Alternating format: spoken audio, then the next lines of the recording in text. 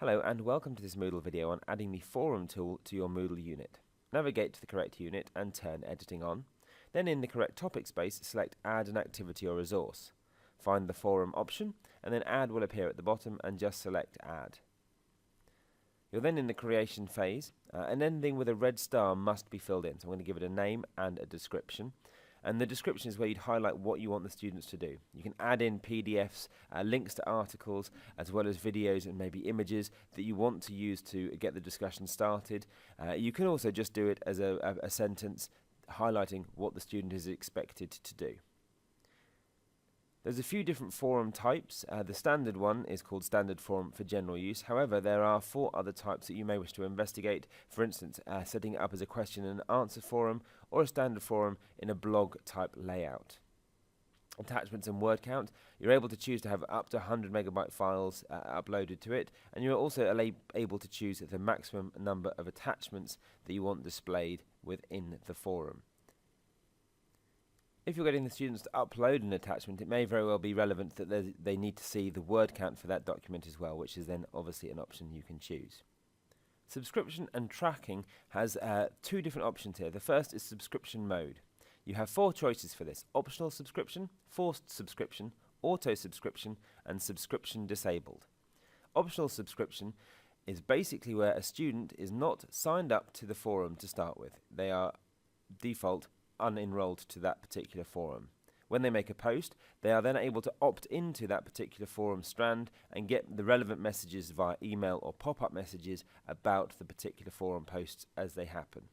For subscription, they are automatically enrolled to the particular forum and they have no option to unenroll from this process, so that any messages that are sent through this particular forum they will receive.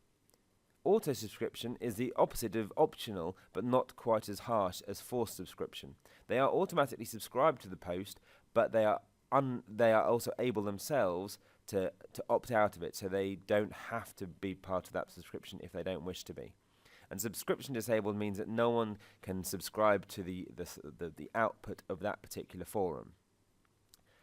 The problems that have been encountered with particular forced subscriptions is there is a way to override that within your own personal message settings. You can choose to not receive emails from any forum board, and that then means that any forum board within Moodle that they have a part of will not send them a message. So even if it is set to forced subscription, they may still not get the message.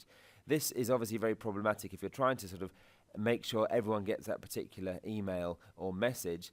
It doesn't always by default mean they will get it. If they're checking Moodle every day, they will obviously see it within the Moodle environment. They just won't get an external email response if they have chosen personally to unsubscribe from those sort of message alerts. The next option down is read tracking, and this can either be optional or off. Read tracking is when you enter a forum, whether it tells you you've got any messages that you haven't yet seen. So it may say 3 unread messages, 2 unread messages, whatever it is that you haven't read, and they can either opt into that to see if they want to see it or not. Setting up the RSS feed here allows you to get the discussions in total or just the posts from certain discussions as an RSS feed to an external reader. So if you use an external RSS reader, this will output that if you choose to, and you can also choose how many it puts out. The post threshold for blocking, firstly you set the time period for blocking between 1 day and 1 week. So for instance, you may set it to be 1 day. You then put a post threshold for blocking of maybe 5 posts, which will mean that after 5 posts have been made to that forum, no one can then make that post. In this example here, I've used 10 and 5, so the post threshold for warning is after 5 posts have been made, they'll be told that they have 5 more posts left to go. The Turnitin Plagiarism setting is available within sort of the Moodle forum boards now.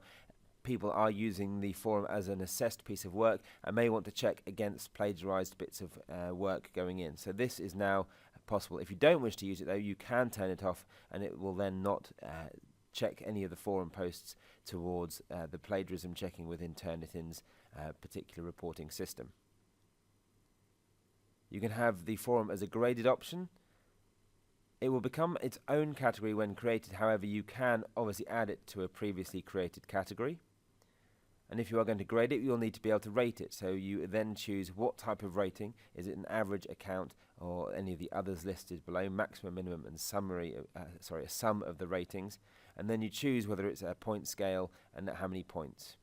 You can also restrict the ratings to a date range. So this is not like restrict access, which stops you using it at all. What it will allow you to do is allow those particular posts to be rated within a certain time period.